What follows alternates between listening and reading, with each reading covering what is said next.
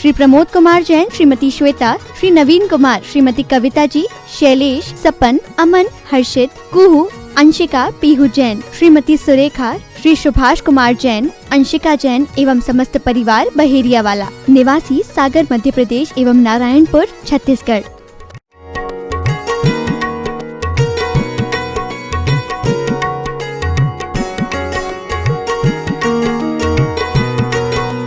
अब जब भेड़ मर जाती है तो उससे बचने के लिए जब वो भेड़ का छोटा सा बच्चा पैदा होता है बंधुओं, उसी समय ड्रिलिंग मशीन से उसके जो सींग का स्पॉट रहता है, हीटिंग ड्रिलिंग मशीन आती है, तो वो ड्रिल भी करती है और गर्म भी करती है।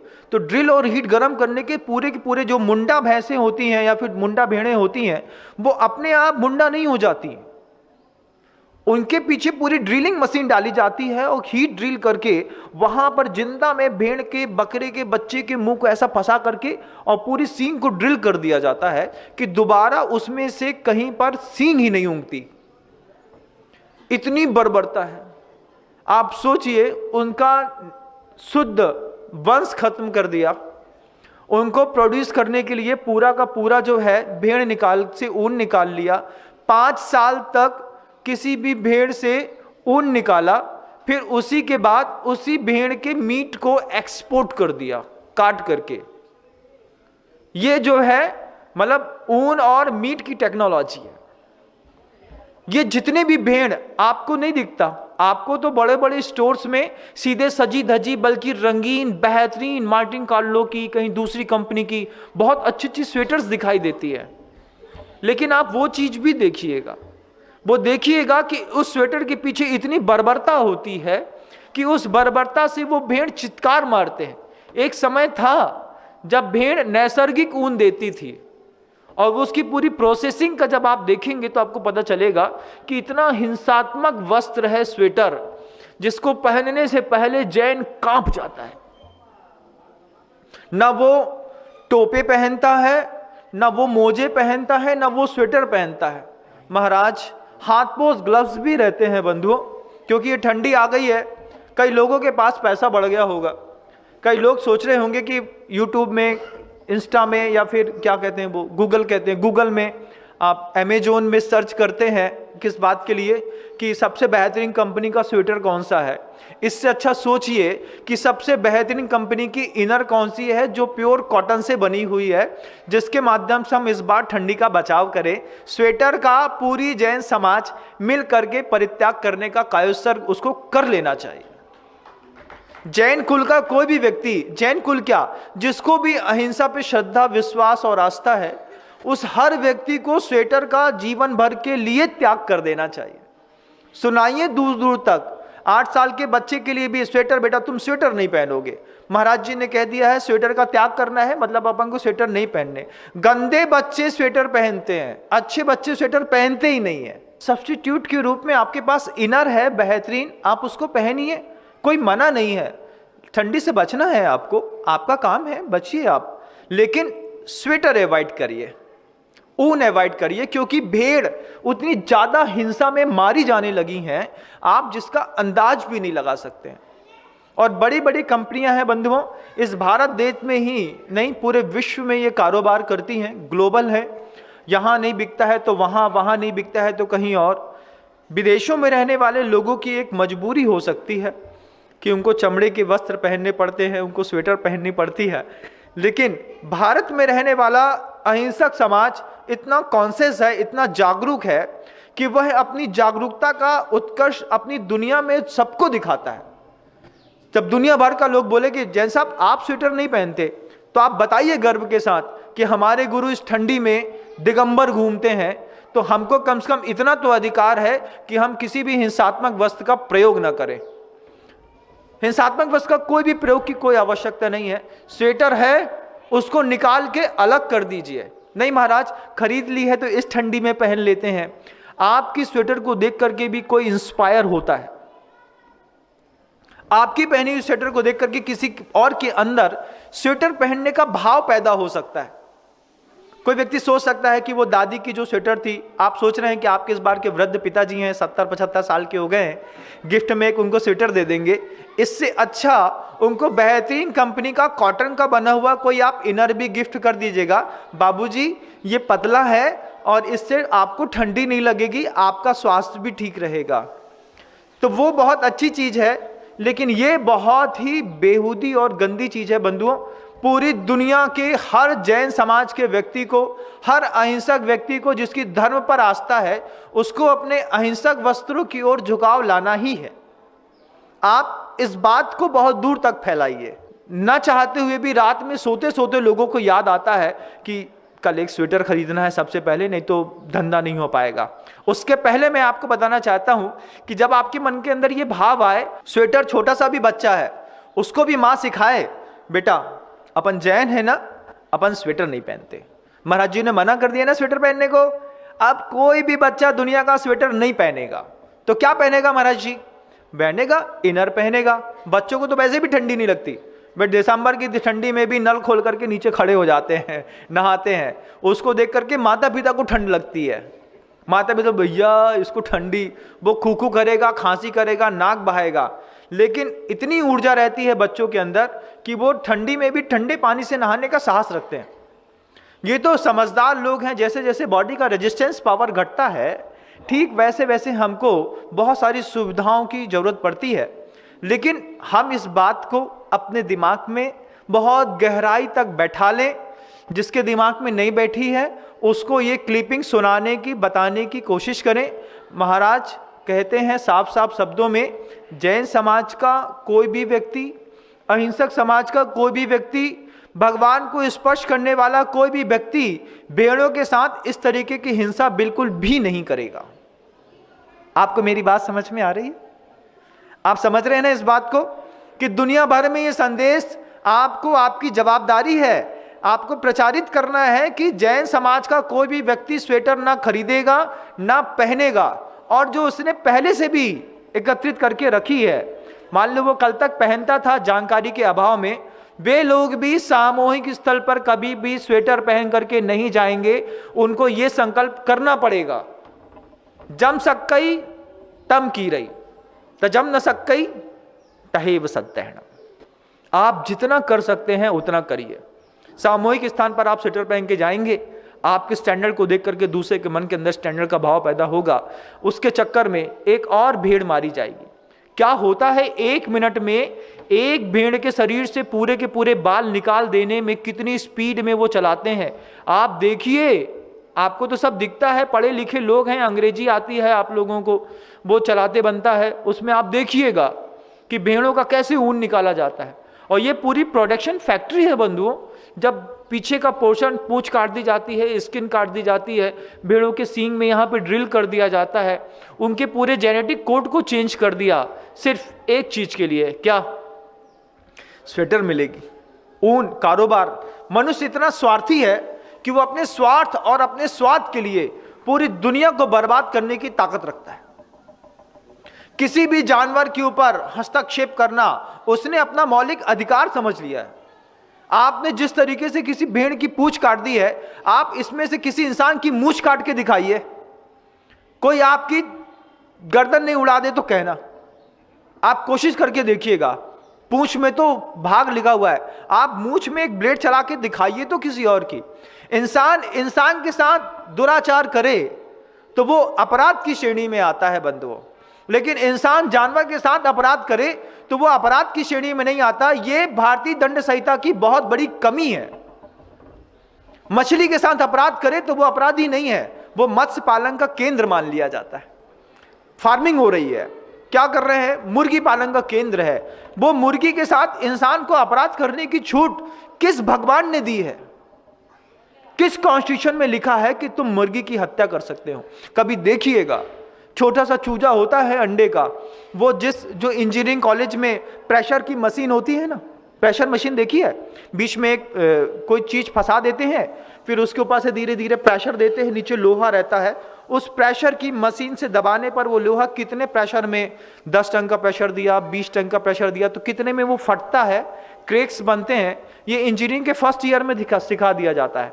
उस प्रेशर की मशीन के जैसे छोटे छोटे चूजों को बॉक्स में डाल करके प्रेशर मशीन से सीधा कुचल दिया जाता है। ये अधिकार मनुष्य को दिया किसने?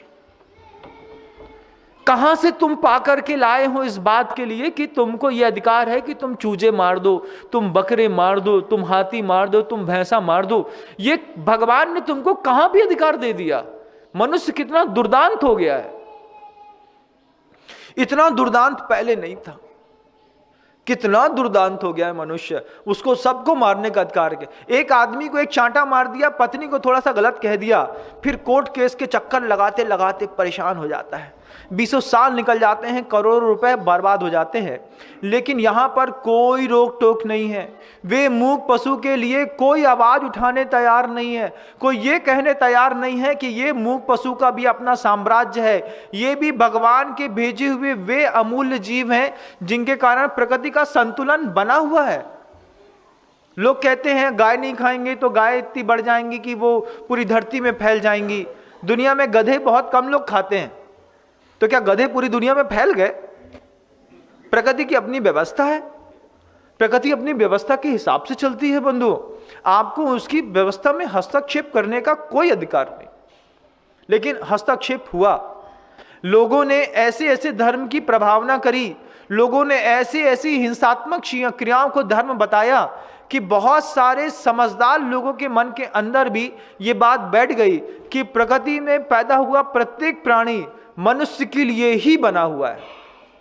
इतना घमंडी, इतना स्वार्थी, इतना लोलुभी, इतना ज्यादा वो स्वादी मनुष्य बन गया कि उसने अपने उस स्वार्थ की पूर्ति करने के लिए तरह तरह के कुशास्त्र रचे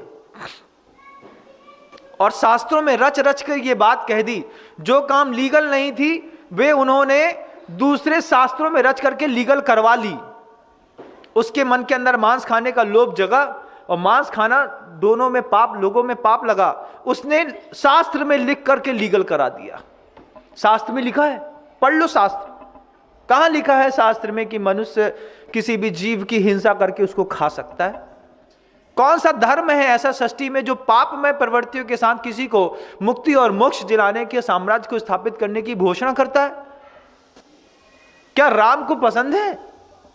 क्या श्री कृष्ण जी को पसंद है? वो गाय के लिए पूरी जान देने वाले श्री कृष्ण उनके अनुयायी हैं। हम उनके उस राम के अनुयायी हैं। राम के वंशज, श्री कृष्ण के वंशज को किसने कह दिया कि तुम इस तरीके के मांस का आहार करके अपने जीवन को कृतकृत्य कर सकते हो? वो माखन और गाय के पीछे कंस से लड़ गए श्री कृष्ण। मेरी गाय को कुछ हुआ, मेरे माखन में किसी ने आंख उठा करके देखी। दूध बिकता नहीं था भारत के अंदर बंधुओं। अगर आपने इतिहास पढ़ा हो तो आज भले 60, 70, 100 रुपए लीटर था, लेकिन गाय को मां मान करके उसके दूध को बेचने में पाबंदी थी। एक समय था कि दुनिया में वेदों में लिखा है अभी भी दूध का व्यवसाय नहीं हो सकता। सच्चा पंडित कभी भी दूध बेच नहीं सकता।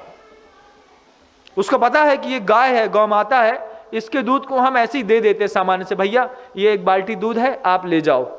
फिर क्या व्यवहार चलता है कि भैया अपन को इतना दूध देते हैं, अपन एक काम करते हैं उनको बाजरा दे करके चले आते हैं। तो उन्होंने बाजरा दे दिया। घर के अंदर मठा भाया।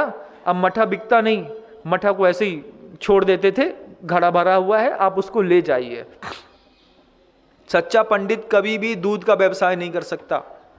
स्पष्ट लिखा हुआ है, कृष्ण का अनुयायी तो दूध का व्यवसाय कर ही नहीं सकता। वो दूध को सामान से दे देता है, बोले ले जाओ, ये तो गौ माता की सेवा का एक प्रतिफल है, हमारे घर के अंदर फल रहा है, इसको ले लो।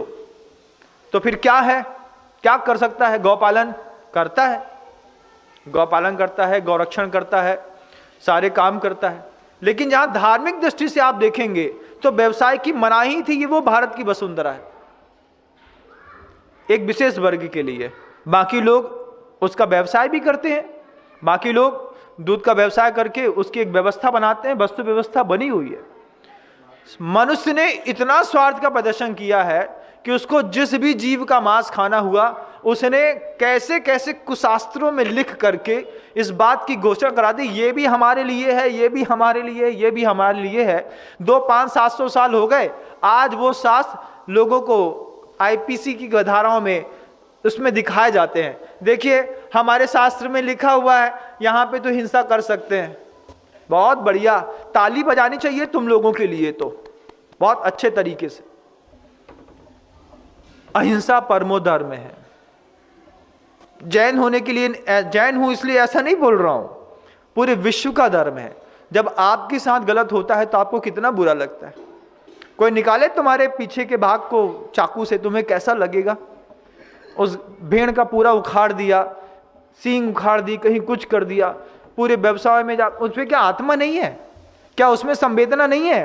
क्या उसके पास मन नहीं है? कुछ लोग ऐसी भी शिक्षा देते हैं कि इससे मनुष्य ही है जिसके अंदर ज्ञान का क्षयोपशम है। क्या गौ माता के अंदर गाय का ज्ञान का क्षयोपशम नहीं है? क्या वो दूसरे के बच्चे को अपना बच्चा समझ के नहीं पालती? पालती है।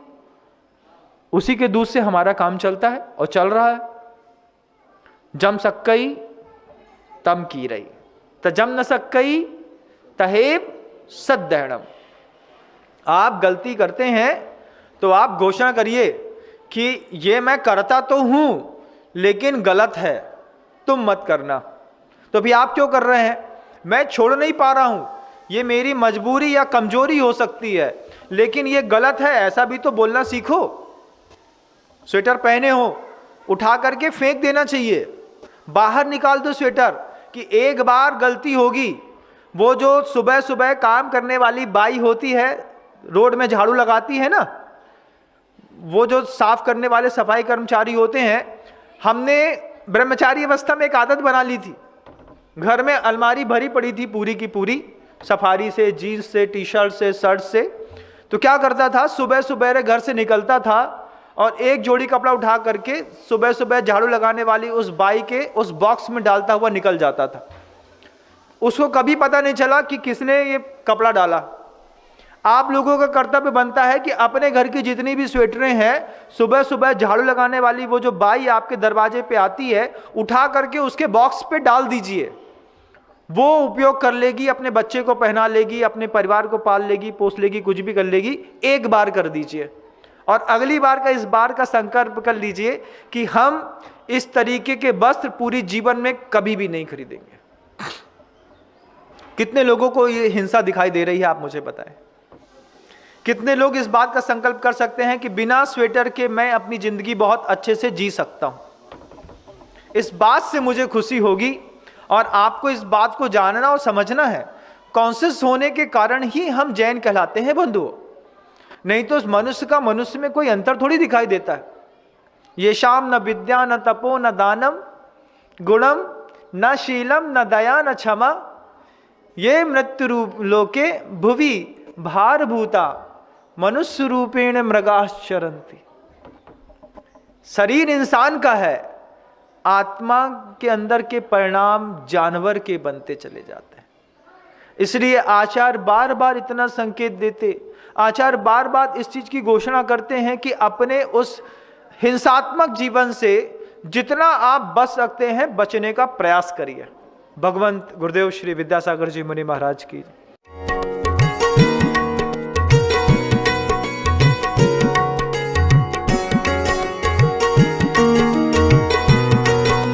इस कार्यक्रम के पुण्यार्चक थे श्रीमती सुगंधी बाई, श्री विजय कुमार जी, श्रीमती कमलेश, श्री संतोष कुमार, श्रीमती मीना जी, श्री प्रमोद कुमार जैन, श्रीमती श्वेता, श्री नवीन कुमार, श्रीमती कविता जी, शैलेश, सपन, अमन, हर्षित, कुहू, अंशिका, पीहू जैन, श्रीमती सुरेखा, श्री सुभाष कुमार जैन, अंशिका जैन एवं समस्त परिवार बहेरिया वाला, निवासी सागर मध्य प्रदेश एवं नारायणपुर छत्तीसगढ़।